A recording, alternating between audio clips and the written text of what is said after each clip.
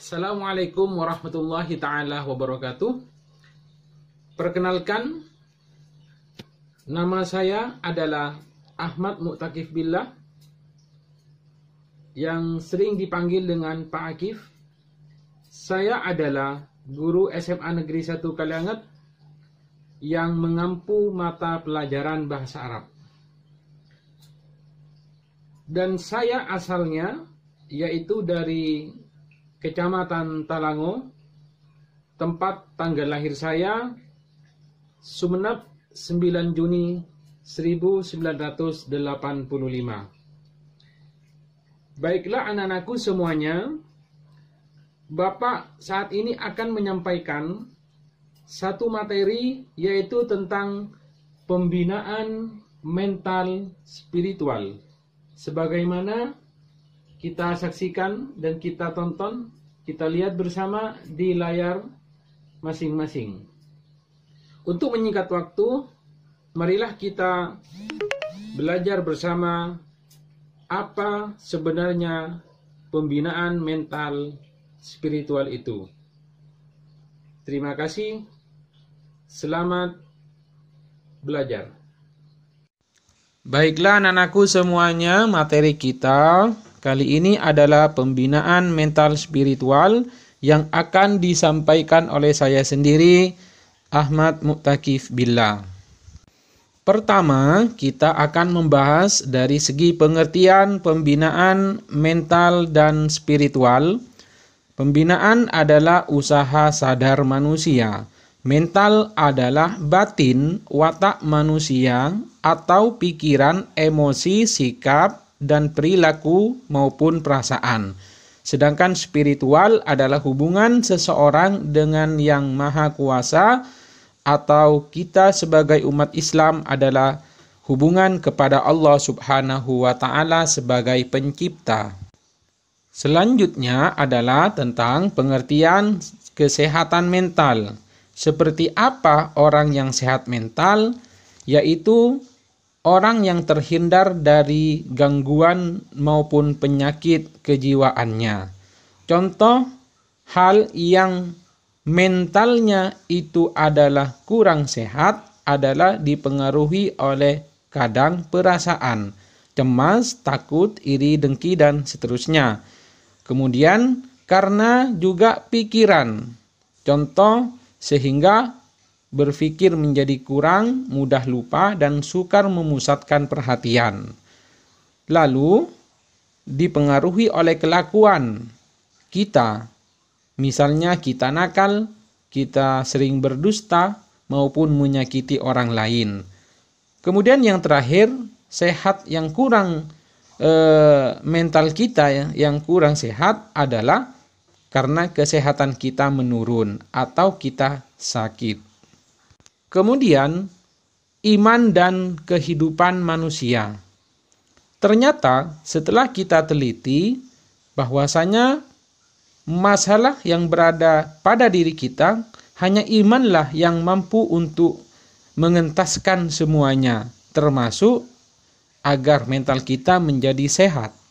Fungsi iman dalam pembinaan mental, yakni dalam rangka untuk menciptakan rasa aman dan tentram pada diri kita. Sebagaimana ajaran rukun iman kepada Allah, iman kepada malaikat, nabi, kitab Allah, hari kiamat, dan qada dan qadar. Selanjutnya adalah iman kepada Allah meliputi apa dalilnya dan contohnya. Dalilnya adalah surah Al-Baqarah ayat 163. Contohnya, saya ambil satu saja, yaitu mendirikan sholat. Iman kepada malaikat, antara lain adalah tugas malaikat sebagai penjaga, mengawasi, dan sebagai pencatat. Tertera dalam surah Al-Quran, surah Al-Infitar, ayat 10-14.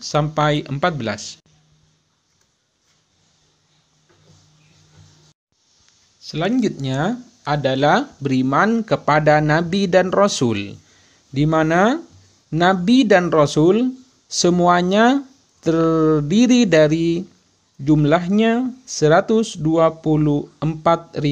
orang. Yang dibagi Rasulnya adalah 315. Kemudian Nabi dan Rasul yang wajib diketahui adalah 25 Rasul dan Nabi. Selanjutnya adalah iman kepada kitabullah, kitab-kitab Allah.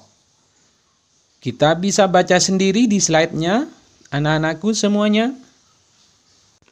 Selanjutnya adalah iman kepada hari kiamat. Dijelaskan dalam surah Al-Zalzalah ayat 7-8. Kemudian dijelaskan juga di dalam surah Al-Isra ayat 13-14. Bisa kita membaca sendiri. Selanjutnya adalah iman kepada qada dan qadar, di mana qada adalah suatu ketentuan Allah sejak zaman azali. Kemudian qadar adalah kejadian yang telah tertulis di dunia, yang telah ditentukan sejak dahulu kala pada zaman azali. Kemudian keterangannya bisa dibaca sendiri di slide Bapak ini. Selanjutnya, sebagai muslim sejati kita harus memahami juga rukun Islam. Pertama, rukun Islam adalah mengucapkan 2 kalimat syahadat. Asyhadu an la ilaha illallah wa asyhadu anna Muhammadar Rasulullah. Yang kedua adalah melaksanakan salat, di mana salat akan dihisab pertama kali. Salat dapat mencegah kepada kemungkaran dan perbuatan yang keji, dan salat dapat membuat hati kita menjadi tenang. Selanjutnya adalah zakat, di mana zakat wajib kita tunaikan dalam surah At-Taubah ayat 103 telah dijelaskan. Kemudian juga hadis yang menerangkan tentang ini, bahwasanya zakat akan berdampak kepada menambah umur kita, kemudian juga adalah menolak akibat yang jelek, dan akan melenyapkan sifat kita yang takabur dan angkuh.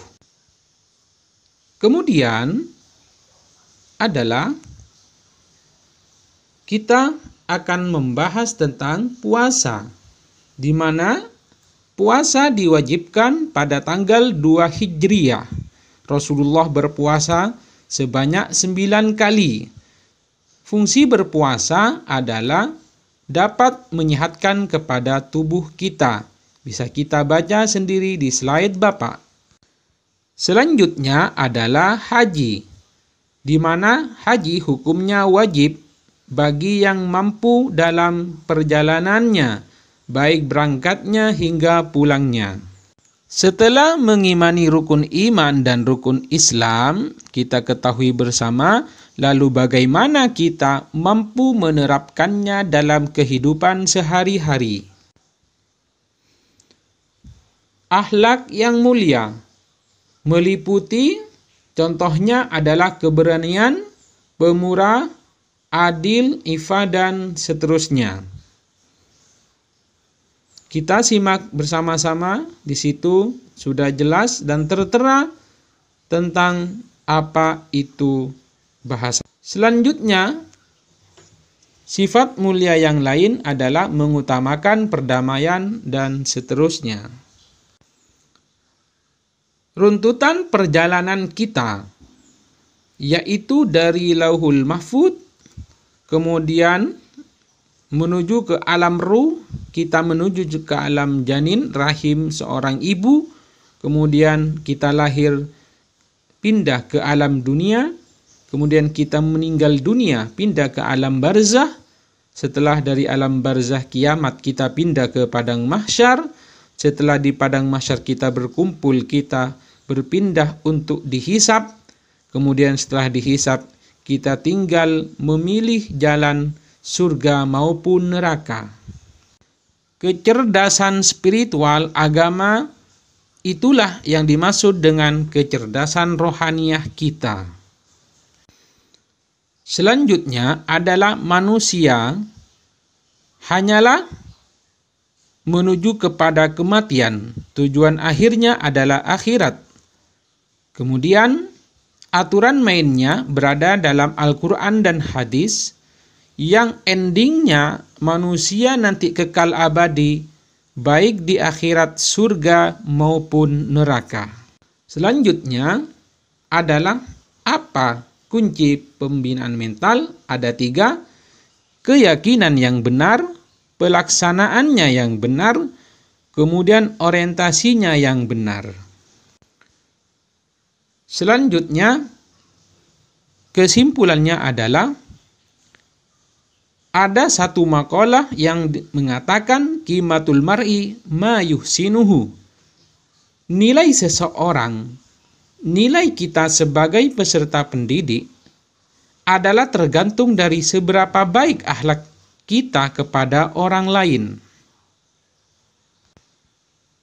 Kemudian, tugas dari Bapak tentang pembinaan mental spiritual. Pertama, satu saja tugasnya, buatlah makalah satu tema saja, tinggal memilih yang menurut kalian lebih mudah dan dapat dijangkau referensinya.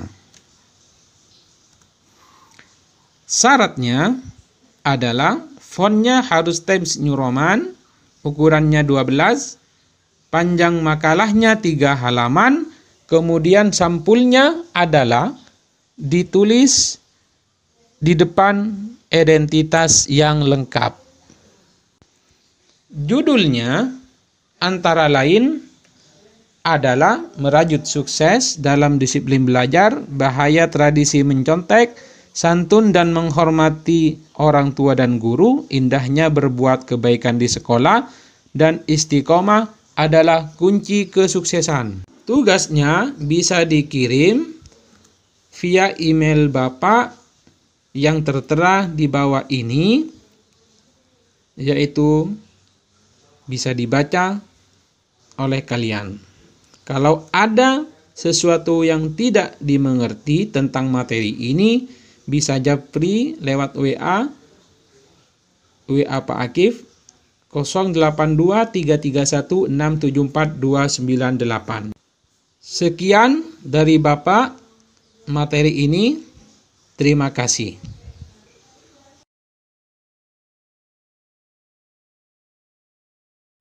Alhamdulillahirrabbilalamin.